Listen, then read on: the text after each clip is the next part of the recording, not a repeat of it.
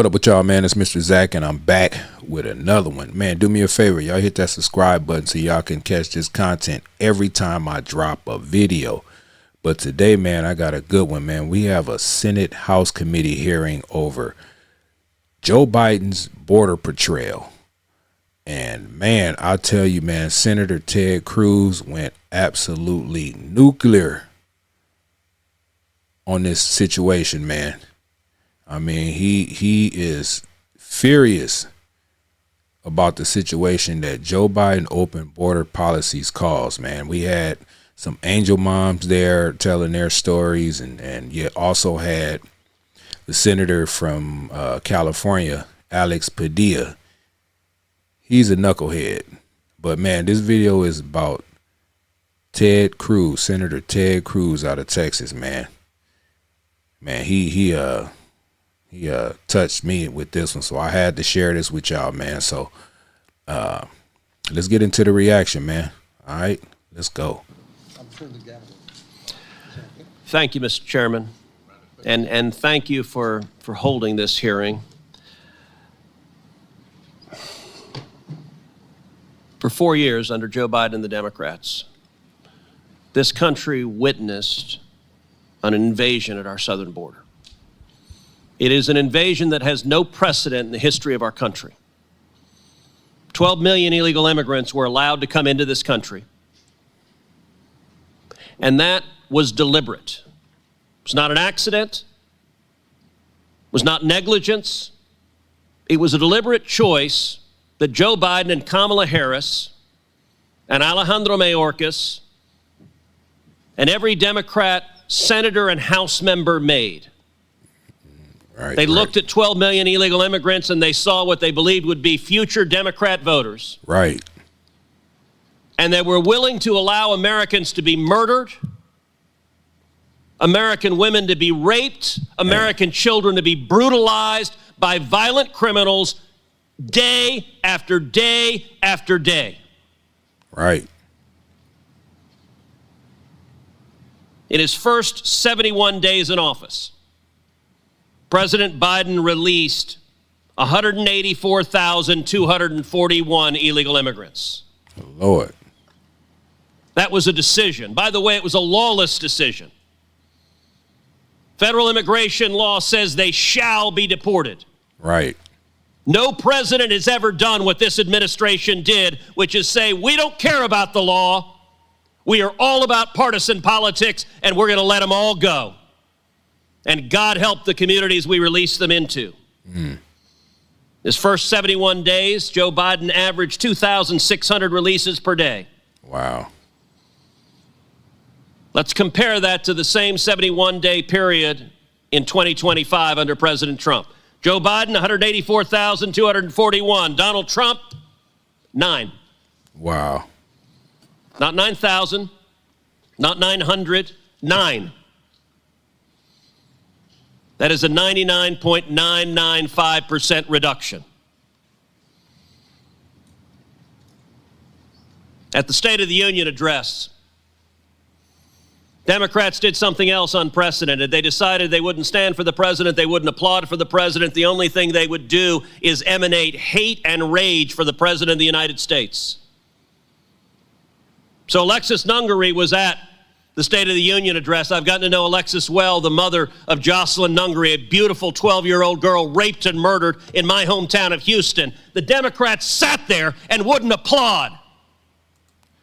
That was wrong too, man. These Democrats don't have no sympathy for angel moms losing their kids, man, to this illegal immigration. It's crazy. I seen that. I couldn't believe it. They hate Trump that much, and they decided just to sit there with these little postcard things, just looking like some damn idiots, man. That was crazy for them to do that. For the mother whose baby girl was taken from her.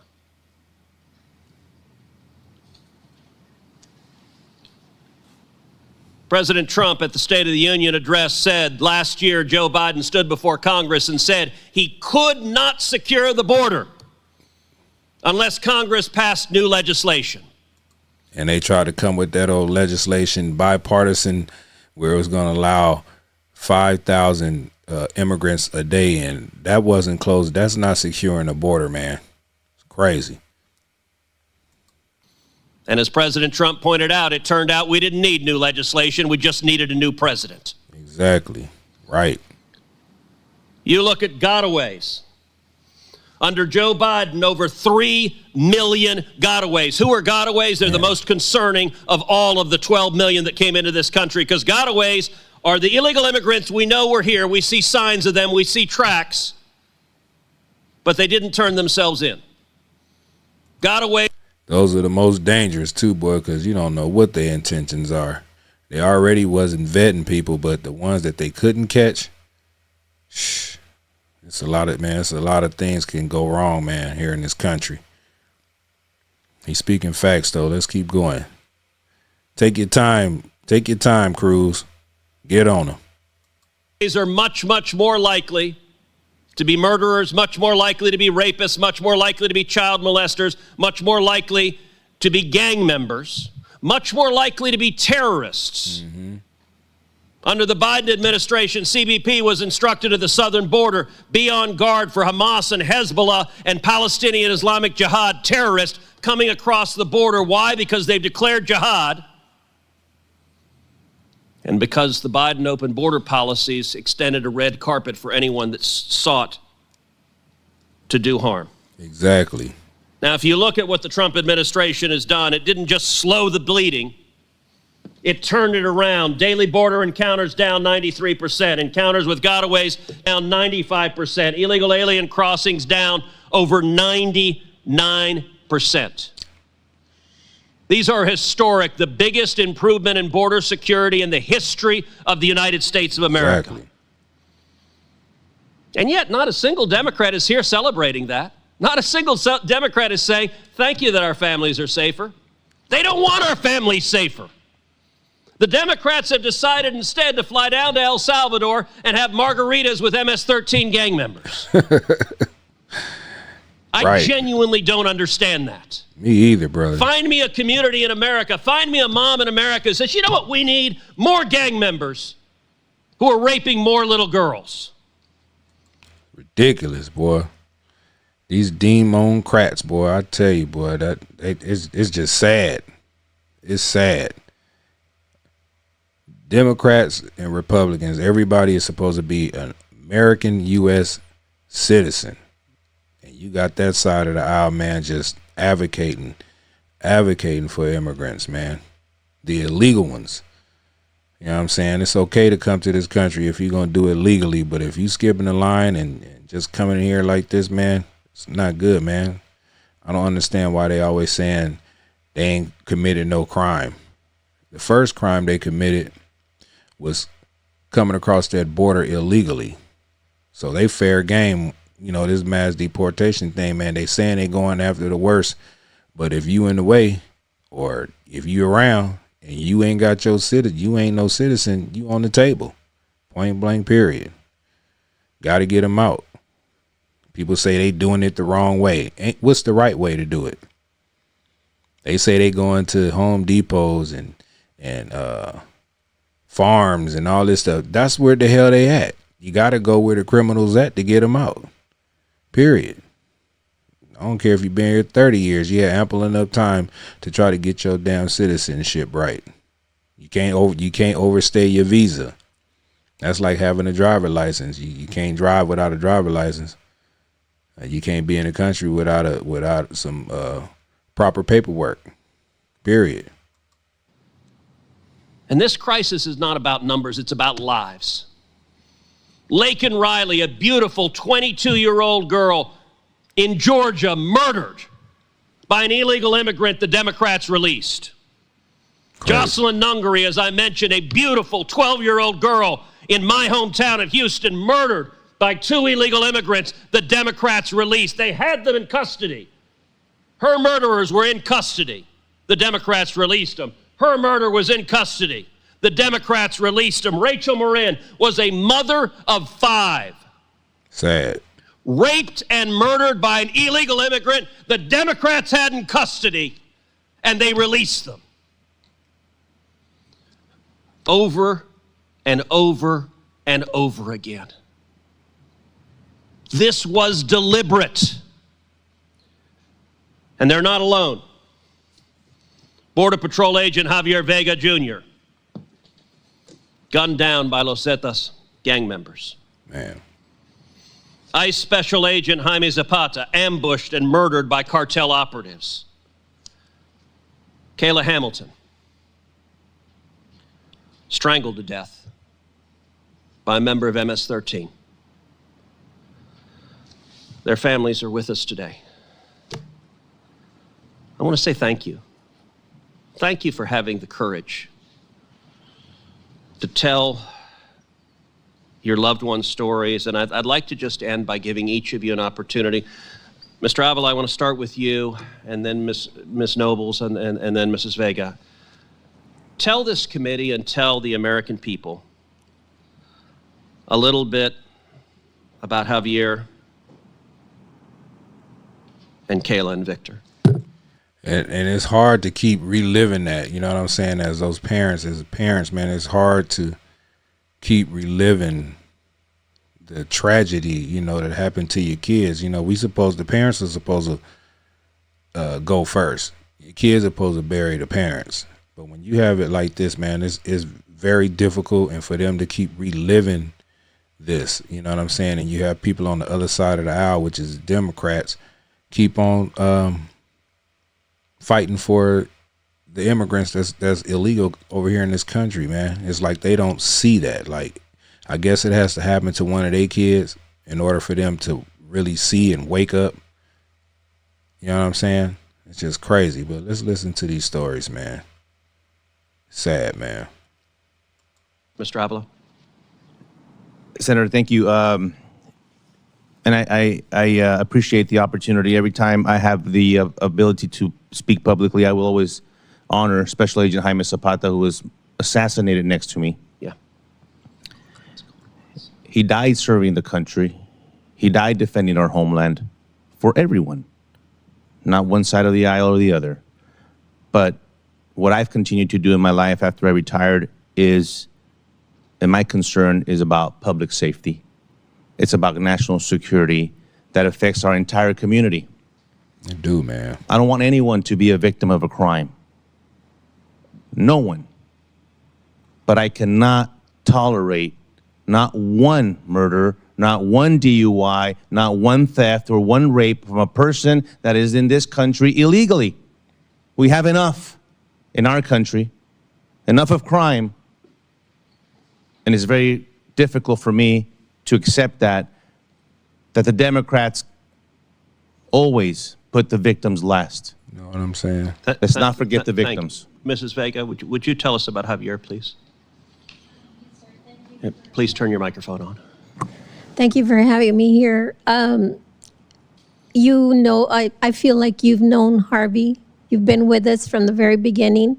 You supported us. You've put our story out there. And you're compassionate. And I see that in your eyes. And I appreciate that. And the cold part, her daughter, man, she was, I think she said she was autistic, something like that. But she, you know, she was 20 years old when the illegal immigrant took her out. You know what I'm saying? Got 3 days after her birthday. But I'm going to let her tell y'all the story. I also want to say that we do not, as angel moms, we do not do this for the publicity. We don't do it for the spotlight. We do it because we know the pain, and we don't want any other family suffering the pain that we've suffered. Man. We're not supposed to outlive our children. I stop by the cemetery every day, and I visit his grave. But I miss his voice. I miss him sending me flowers. I shouldn't be the one taking flowers to his grave. My bad, y'all. It was her son. That was another story. Another lady over here, I want to say, that had the daughter that got unalived by MS-13 gang member, 16-year-old. My bad.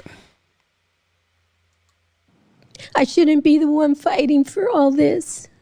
But I'm not going to stop. I'm not going to stop till my last breath.